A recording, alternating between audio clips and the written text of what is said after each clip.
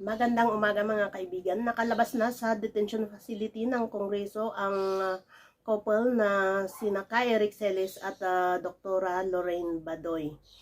Ang reason ng Kongreso sa pagpapalabas sa kanila ay dahil daw sa humanitarian reasons. Ngayon, ang katanungan natin ay matutuloy pa kaya yung kaso na ipinila ng team ni Eric Celis doon sa Supreme Court? Tatalakayan natin yon sa susunod nating video. Pero ngayon ay pakikinggan muna natin ang interview ng media kay Eric Celis at Doktora Lorraine. Dito sa interview na ito ay ibubunyag ni Eric kung sino ang mga kasapi ng CPP-NPA sa Kongreso. Ayan, panoorin na natin. So, ito po. Ang Pilipino, ng mamamayang Pilipino, kapag hindi tayo nanindigan sa karapatan natin, sa harap po ng mga makapangyarihang puwersa ng lipunan, mawawala po ang karapatan ng mamamayan. Ang lahat po ng kapangyarihan ng pamahalaan ang gagaling sa mamamayan. At yun po ang aming iginigiit. Ang karapatan ay hindi pa pwedeng labagin, lalo na ng mga makapangyarihan sa pamahalaan. Ito ay dapat ginagarantiya, nirespeto, at pinapasiguro na hindi ito nalalabag, lalo na po na may hawak na kapangyarihan.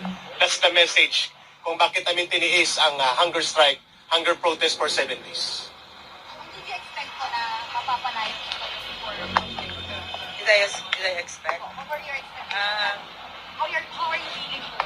Ayan. Okay, but my expectations, how do I feel now? Parang my expectations were, when you fight kasi the CPP, NPA, NDF, you have no expectations. You just embrace it and you just jump, and we were very ready to spend our holidays here away from our family. We were very ready to do that.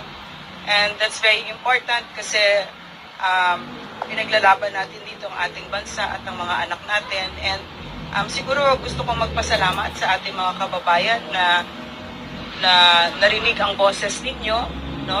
Kasi we're very clear that this is not about us. None of this is about just me and Eric. It's about our country, no?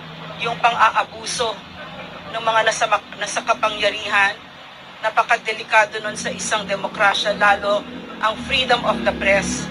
Freedom of the press is where a lot of our freedoms rest on. In fact, where so many of our human rights rest on. So this is so important na ipaglaban ito. So maraming salamat sa mga kababayan natin na sinabayan tayo dito, at yung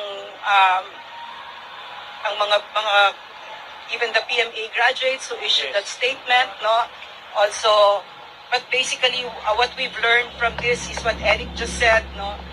Ang kapangyarihan talaga ng isang bayan ay nanggagaling sa taong bayan, at yung ginawa namin dito ay pag-aalay sa isang bayan na talagang worthy na ipaglaban. So paglaban natin at mahalin natin ang ating bansa, because when you have congressmen like that who are abusive and arrogant and who flout the laws of the land and our constitutional rights, then our democracy is in grave danger.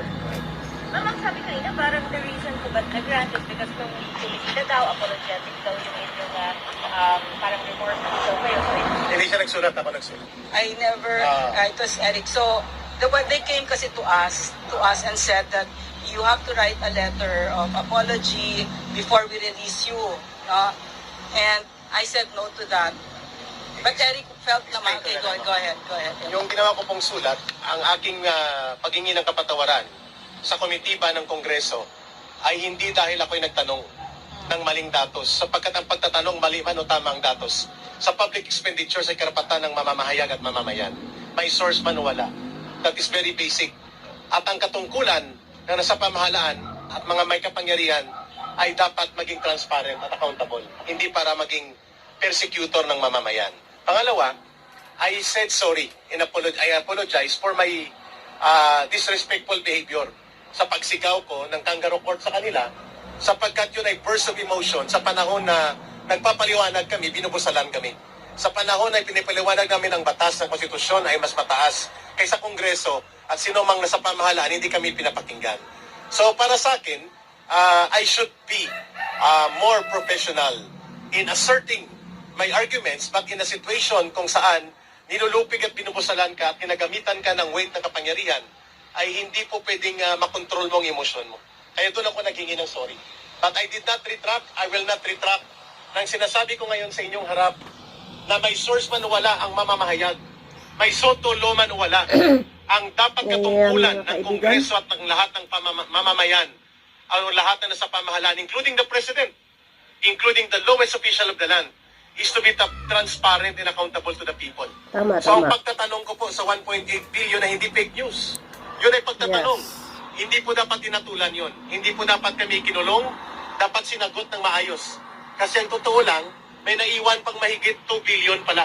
Nagkamali ako sa datos pero hindi ako Mas nagkamali sa marami pa katotohanan. pala. Mahigit Hindi lang 2 billion pa 1.8. ang budget allocated for travel. At remaining is only 3 weeks. Anong gagawin nila sa 2 billion? Ikukulong ulit Christmas. kami kapag nagtanong kami ulit? So may source o wala, accredited ka ng TVP o hindi, ang pagpapahayag at magiging Ang Christmas nila, yung natitira. ay tungkuling kilalanin ng gobyerno yan at Estado.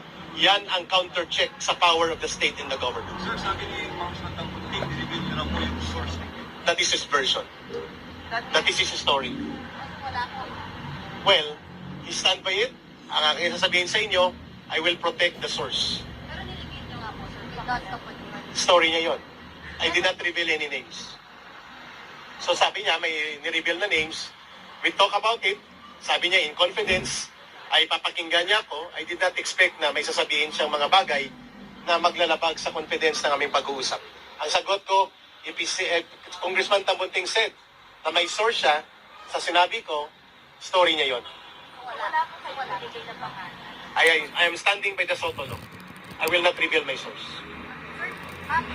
Very good, very good. Meron na po hinain na po paano kada na layong kanselahin po yung prangkisa ng SMNI and also circulating in cancellation, revocation po. I'm not privy kasi to the What's your details. reaction No? lang po? It makes me sad because I worked at the SMNI and I know that SMNI is really for nation building, no? And we're the only station that talks about a burning issue that other media companies don't even touch. And I'm talking about the CPP, NPA, NDF na ninanakaw ang mga anak natin. No? Libo, hindi na natin maibilang na nang tatlong nandyan ay nasa Kongreso. Si Franz Castro ng Alliance of Concerned Teachers, ang si Arlene Brosas ng Gabriela at si Raul Manuel ng Kabataan. Nandyan sa loob ng Kongreso ang mga cuddlers ng mga komunistang terorista at mga top recruiters ng mga anak natin na kung saan ang mga anak natin ay nagkandamatay for over half a century.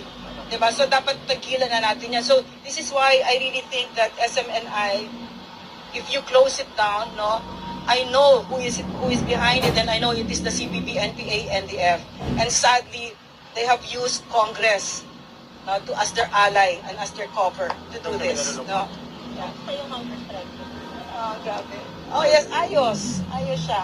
Nagugutom, matamlay, pero grabing Yeah. suporta po ng mamamayan, Yeah. including sa abroad, ang Filipino communities. Yeah. At 24 hours, 160 signatories ng mga PMA graduates. At terrible, still counting Wow on. naman, wow. Sana po, ang Christmas wish namin ay hindi na po Ayan, mananatili. Ka Eric ang Celis paggamit ng for totoong senator na. kalaban ng gobyerno sa Kongreso. Ayan, Ka At Eric sana po Celis ay for magkaroon senator. po ng paglilinaw sa kaisipan at damdamin ng pamunuan ng Kongreso that the CPP, NPA, NDF is not only operating in the armed area, sa red area.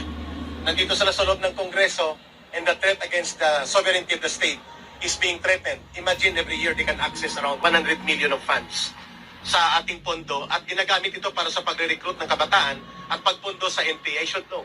Pag tinanong ako red tagging ba ito, how can that be red tagging? Direct personal knowledge ko yan for 21 years sa CPP, NPA, NDF. Mapapansin nyo, lumalabas sila Franz Castro, Raul Manuel at si Arlene Brosas kapag nandyan ako sa harap nila si Manuel at mga kadre kagaya ko.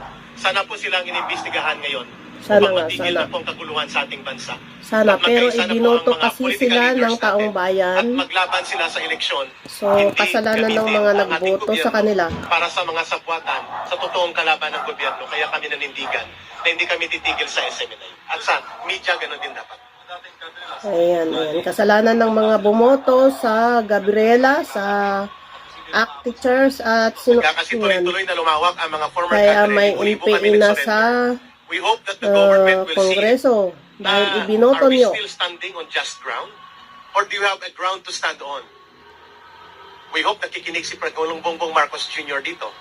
Sapagkat saan Sana nga, kami sana. pupunta na nagbalik loob at yumakap sa kapayapaan at kumikilala sa gobyerno at nagpailalim sa otoridad ng gobyerno kung kami pala ay nagsasalita tungkol sa transparency, good governance at binubulgar namin ito mga CPP, NPA, NDF na sa loob ng gobyerno, pwede pala kaming ikulong ipatawag dito.